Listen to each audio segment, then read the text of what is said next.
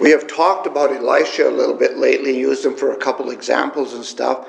And so this morning, I titled the sermon Ordinary to Extraordinary. And we're going to look a little bit at the life of Elisha and some of the things he did.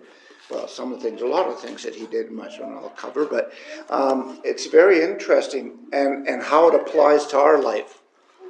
Elijah the Tishbite was an extraordinary man of God. In his lifetime, he brought the message of God to his people like few men were blessed and able to do. He did many miraculous things, and he stood before evil kings. The only account we have of him cowering somewhat was at a weak point in his life with that evil Jezebel. We very likely would have done the same thing in his shoes. Perhaps his most glorious moment was when he and, of course, God, faced off against 850 prophets of Baal and Asherah on Mount Carmel. And, of course, he was with God and he came out the victor. And that really is what caused a life of misery for him the rest of the way through with Jezebel, because she was hunting for his head. One day God decides, well, that Elijah, he's getting a little older. He'd kind of fulfilled his duty as his voice for the people. And so he says, Elijah, I'm coming to get you, to take you home. Elijah is told to find Elisha, who is going to be God's replacement for his voice amongst the people. Elijah then tells Elisha to ask anything he wants from him before he leaves. And Elisha says, can I have a double portion of your spirit on me? That's not a bad request, right? I mean, you think of the spirit of Elijah, and he wanted a double portion. That's asking for something. As they went on walking and talking, they were separated by chariots and horses of fire, and Elijah goes up in a whirlwind into heaven. Can you imagine the ride that must have been?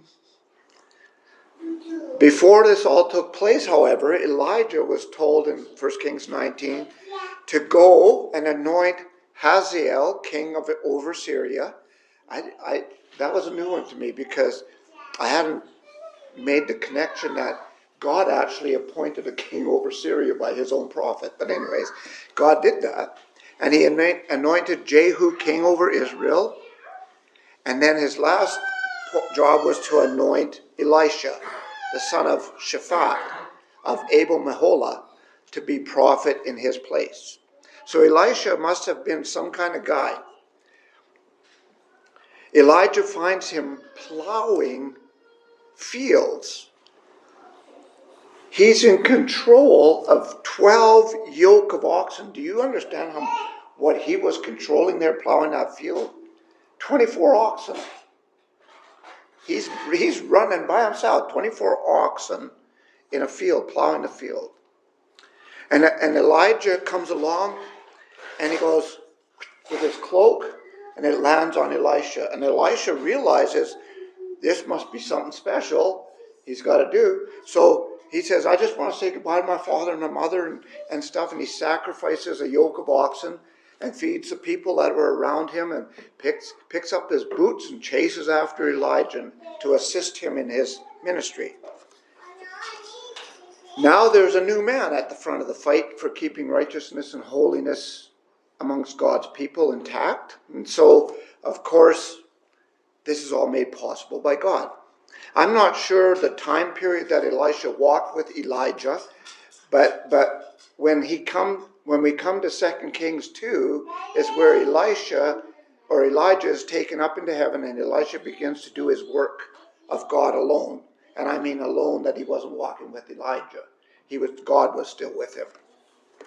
It doesn't take long for Elisha to get his feet wet. He gets right into his mission quickly and does a lot of miraculous things by the power of God. So I thought, since we've talked about this some lately, that it'd be interesting just to take a walk through some of the things that Elisha did, and maybe the point of some of those things. First thing that happens to him, he's confronted by a mob as he's coming from Jericho and he's headed down to Bethel. Now Bethel was always a center point of worship in Israel. And so he's on his way to Bethel, and a lot of the prophets and the sons of prophets lived in Bethel. And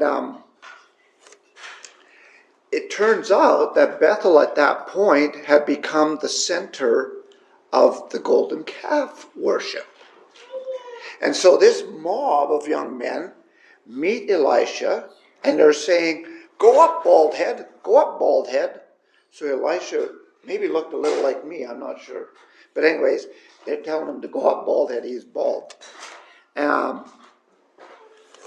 don't know if this relates to the fact that they had known that Elijah had been taken up, and they were saying, go to your other life. We don't want to hear from you. We don't want to know about you and that. And so Elisha is a little bit perturbed. Now we need to understand that this is not school children doing this. This is not, I was led to believe at one point that it was children just having fun. It wasn't. This was an organized mob not wanting Elisha to come into Bethel because of the calf worship. And so they probably would have liked Elisha to join them, but they knew that wouldn't happen. And so they wanted him to get lost. And Elisha curses them in the name of the Lord, and 2 female bears come out of the woods, and it tore up 42 of the boys. What was supposed to be a mockery against Elisha backfired and became a mockery of those young men. But Elisha just made that happen with the power of God. And so God had ordained Elisha. Now think about this. Why would Elisha do that? Well, God had ordained Elisha to be his voice to the people. If he would have let the sin of idolatry go unchecked, his mission, for all intents and purposes, would have been over. It wouldn't have been effective anymore. So interestingly, he stood firm. And for 50 years, he went in and out of Bethel after that occasion, and no one ever mocked him again from that place. Then there's the widow's oil. How much faith do you have in God?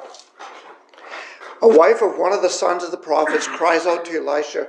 Her husband had passed, and they were in debt, and she had no way of paying it off. And so the creditor was coming to do what they always did in those days. If you couldn't pay your debt, they took your kids, and they became their slaves until they figured the debt was paid. Elisha says, "What should I do for you? What do you have in the house?" And she said, "Man, just a jar of oil. That's it, just a flask of oil." And he says, "Okay, go borrow empty vessels and not a few." In other words, go get all the vessels you can possibly get, borrow big, whatever. And then they come back and he says, "Go into the house, shut the door behind you and your sons." And she poured oil into all the vessels out of that jar, and it never stopped pouring. That little jar of oil just never stopped pouring. And she was filling vessel after vessel after vessel. And then she says, "Bring me another one." And one son says to her, "There's no more to bring." And the oil stopped flowing. How long would that oil have flowed had they had more vessels? It's a question I have. But what is your faith? What's the amount of your faith? See, you could have collected 3 and said, "Wow, that'd be awesome." Or you could say, "My God is really giving, and he's powerful. He can do anything. And I'm going to collect just as many as I possibly can." And they would have all been filled. She had enough oil from that one little jar of oil she had to pay her debt and for her family to live on the rest of it. And so she had the opportunity to have as much as she wanted. Elisha often traveled through the city of Shunem. And this one I say, how generous and giving are you to God and to others? he travels through Shunem, where there was a wealthy woman who always fed him. He'd stop in at her place, and she'd have something for him to eat on his journey. And you probably have to understand a little bit more how the prophets all did that in those days. But anyways, so she talks to her husband. She says, you know, that man of God's coming by here all the time, and we could probably do a little bit more for him than just feed him. Maybe we could provide a place for him to stay. Maybe we should just build a little room up on the roof, and when he comes, he can just go in there and have a rest, and that'll be his room. And so they do that. He stopped there and he rested, and one day he was doing that. And he talks with the woman and asks her what he could do for her, since she had gone to all of this effort and trouble to make him a little more comfortable. And his servant Gehazi, who turns out not to be that great guy sometimes, says, well, she doesn't have a son, and her husband is old. So he calls her, and she stands in the doorway, and he tells her, at this season, about this time next year, you shall embrace a son. Have we seen something like that before? We've seen that before, right? Okay? And now, her response to him was like most, oh, no, man of God, do not lie to me. But she conceived. She bore a son that following spring, as Elisha had told her she would. And this lady had a generous spirit and a giving spirit, and she was willing to go out of her way to help the man of God. And for that, she's rewarded with a child. Now, something happens.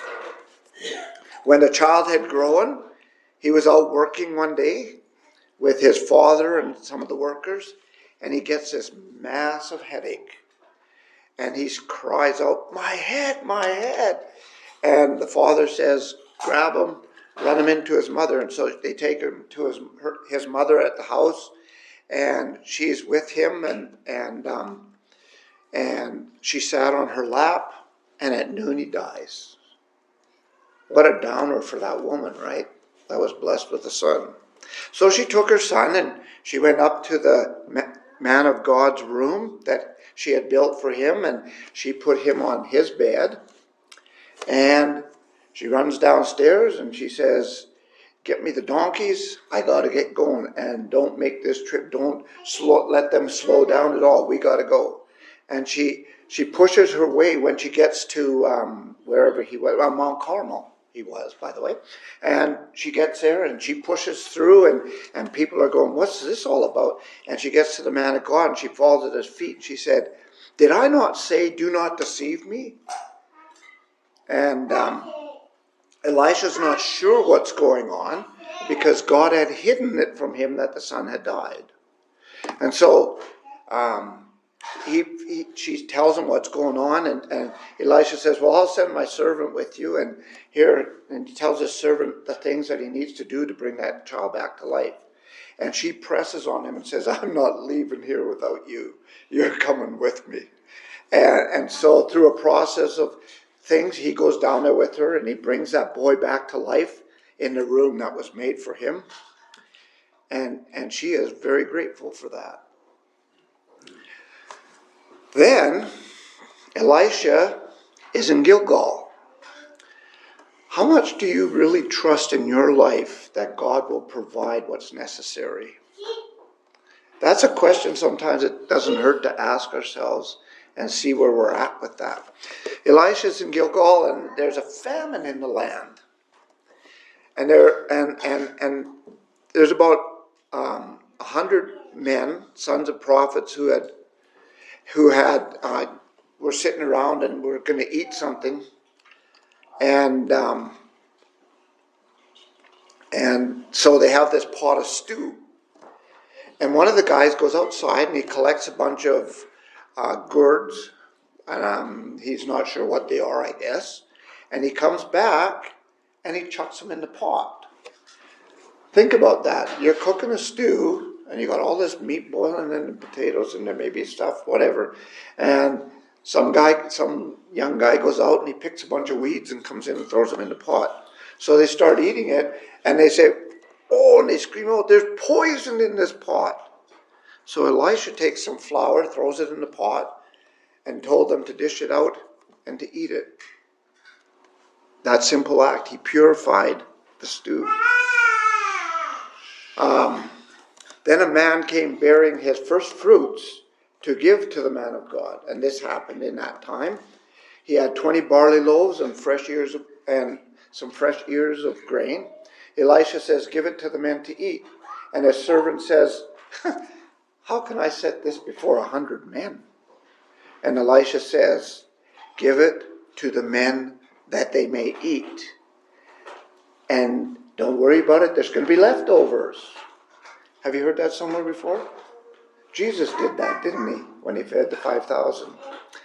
And so they all ate. And there was leftovers. You see, Elisha, in some ways, was a foreshadow of Christ. He did a lot of things similar to what Christ did.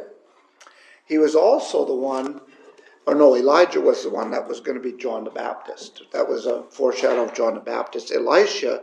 And so, if you think about this, there's Elijah and Elisha. Elijah anoints Elisha.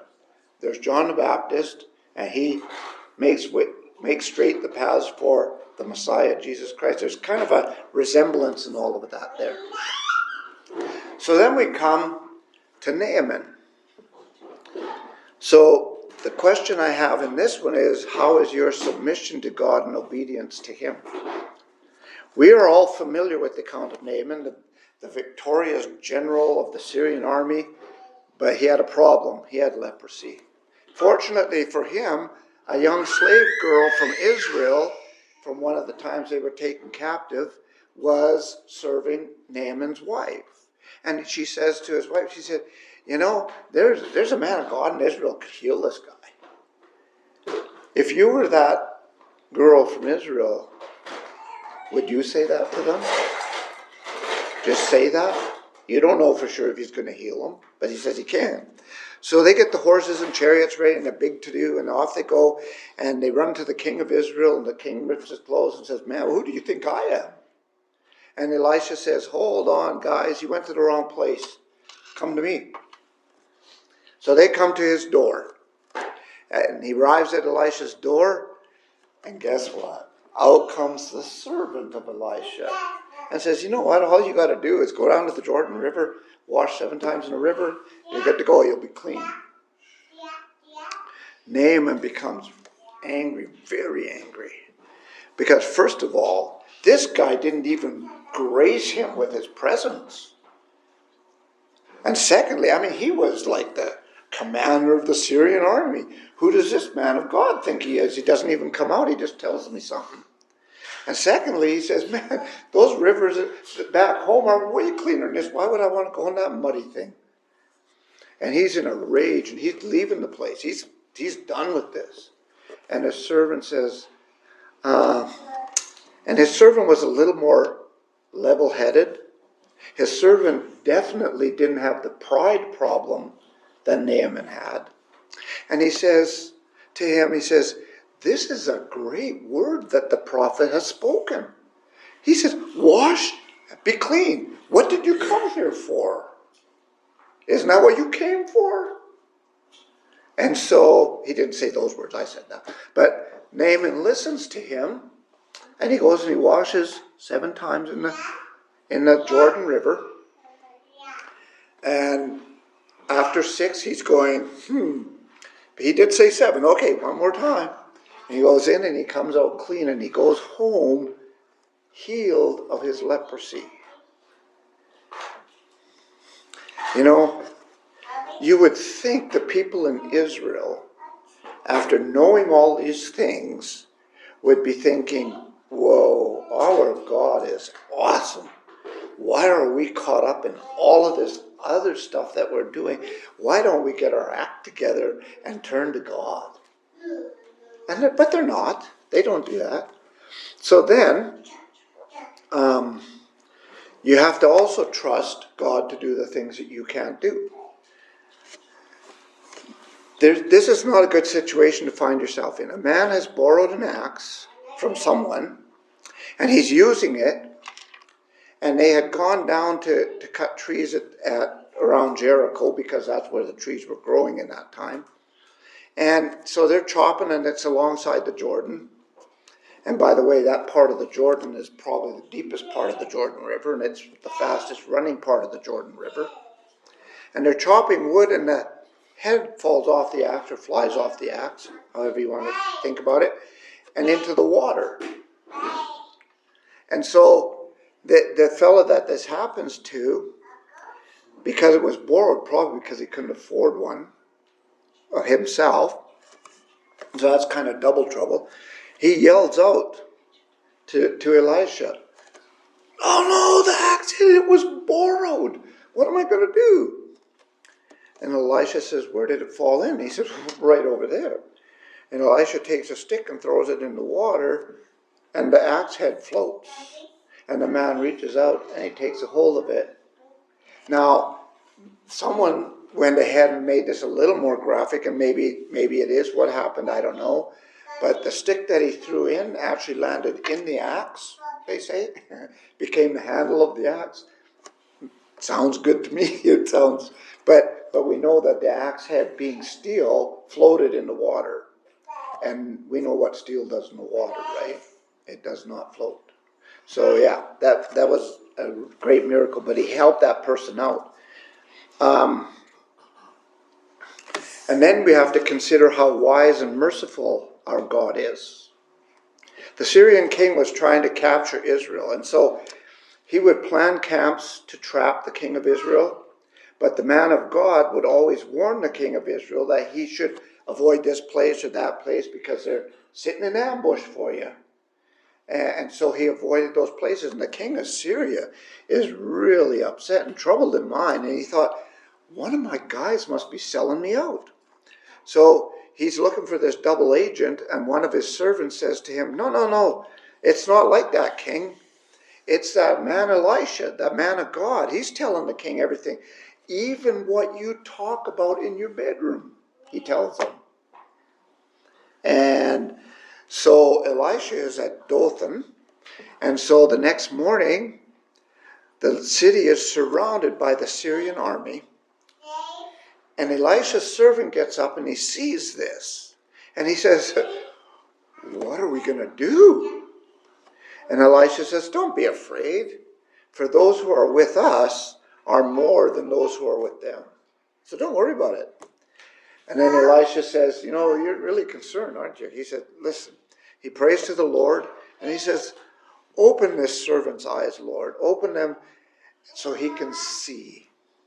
And his eyes are opened, and he sees the mountains full of horses and chariots of fire, and they're all around Elisha. And then Elisha says, "Lord, strike that army with blindness." And the army goes blind, and they're all out there going, "Somebody help us find our way." And Elisha goes to the gate, and he says, "I can help you. I can help you find your way. Just follow me. Here, I have my voice. You just follow me. I'll take you." And he marches them right into through the walls and into the city of Samaria. And he says, "Lord, open their eyes." Now, if you're the Syrian army, you have nothing with you. You left everything behind. You were blind. And you walk into the enemy city, and you're trapped in there. And there's soldiers all around you. It wouldn't be a good feeling. And the king of Israel says to Elisha, "Should I strike them all down?" Now here's the wisdom and the mercy of God. He says, "No." He says, "What you're going to do is you're going to feed them, and then you're going to send them home."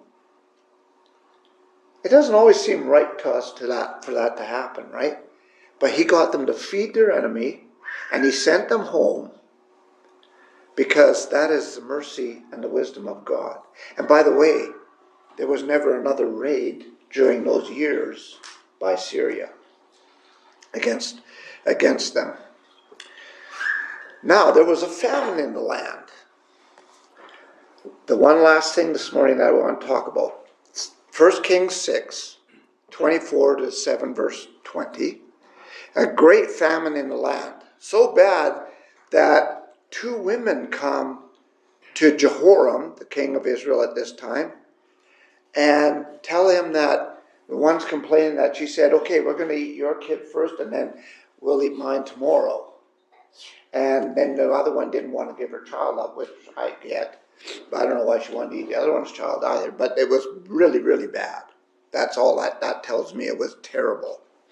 And the king is on the wall of his palace or whatever. And he cusses Elisha for this famine. And he says, man, his head's not going to be on his shoulders by tomorrow morning. So he sends somebody to the house of Elisha. And Elisha tells him, in essence, that tomorrow about this time, there would be food and the famine would be over. The captain sent from the king says, if the Lord himself should make windows in heaven, could this thing be? He says, it is possible. Because, of course, with God all things are possible. But Elisha tells them, you shall see it with your own eyes, and you shall not eat of it. Because of your lack of faith, this is me again, because of his lack of faith in God, he would be starving or miss out on the feast that was provided by God. You know, God works in wonderful and mysterious ways. They had probably an expectation of how God should bring this famine and get rid of the famine and feed them. They probably had their own ideas, right? But this is what God had in mind. He allows the Syrian army to lay siege on Samaria.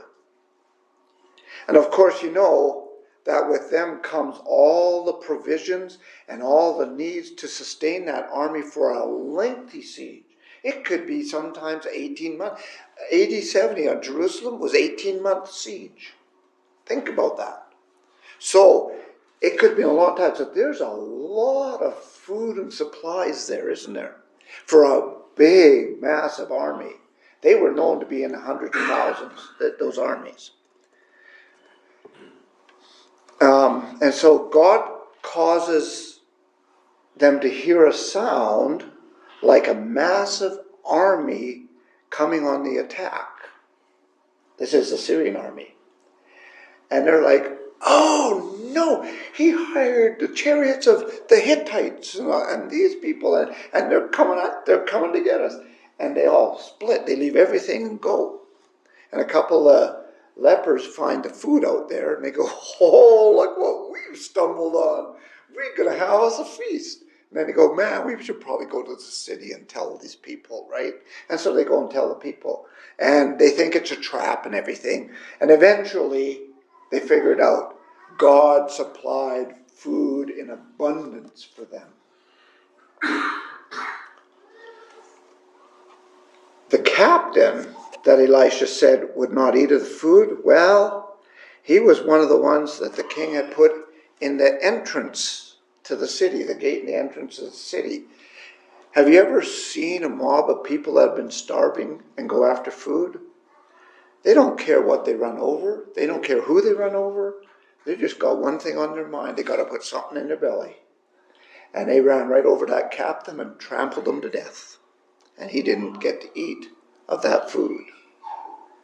Elisha, and this is the point I want to make. Elisha, the man who was plowing the field with 12 yoke of oxen, was just an ordinary man, doing his thing, doing the things that he needed to in life, and probably was a very godly man. I'm assuming he was a very godly man. I believe he was, and I believe he feared and revered God in his daily life, even when he was merely working the fields. Nothing points to him as being anything but an average, everyday, ordinary man. And one day, along comes Elijah, and he throws his cloak on him, and off he goes, and he is God's voice to the people of Israel. And so Elijah recognized that was the sign that he was supposed to follow him. Now, it isn't so unlike the apostles of Jesus calling. Elisha, Elisha then became God's voice to the people. Jesus' apostles became God's voice to the people. Elisha does great things in his service to God, not unlike the apostles of Jesus. In fact, Elisha becomes a foreshadow of the Messiah, and kind of like plays the same role with Elijah that John the Baptist and Jesus had. And so that's pretty elite company. Why do I say all of that? Because today, even though it doesn't quite work the same way as it did back then with the prophets, it is still the same God. It is still the same powers and abilities. And we're doing the same things. We are to be putting God out there in front of the people. Today, God works through His Word, through His Spirit, and through us to accomplish the mission to bring the people back to Him through Jesus Christ. The sharing, the spreading of the gospel, and encouraging people, and holding Christ up wherever we are and in whatever we do.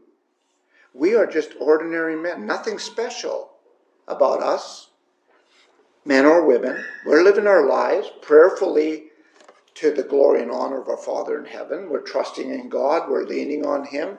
We're working with His wisdom. But the God of Elisha is also our God. And He took the very ordinary Elisha and made him an extraordinary servant in His kingdom. And He does the same with you and I. The things I never thought of doing or saw myself doing, I now do. And I do it with joy and enthusiasm. Things like talking to people about Jesus, teaching them about Jesus and His Word, and standing against the evils of this world. And at one time, my life was not anywhere close to being like Jesus, and now that's what I strive for every day. The key, of course, is God. He makes that happen when we bow before Him in recognition of our sinfulness and His grace and mercy and salvation. We can all be extraordinary because we have chosen to be His children and His servants, and He works through us. So if you're here this morning and you are not a child of God, if you have not confessed Christ as your Savior and been immersed into Him, we want to give you that opportunity to do so this morning, naming Jesus as your Lord and Savior, and being changed from an ordinary person to an extraordinary person in service to Christ. Let us know how we can help you while we stand and sing praises to our Lord. What am I?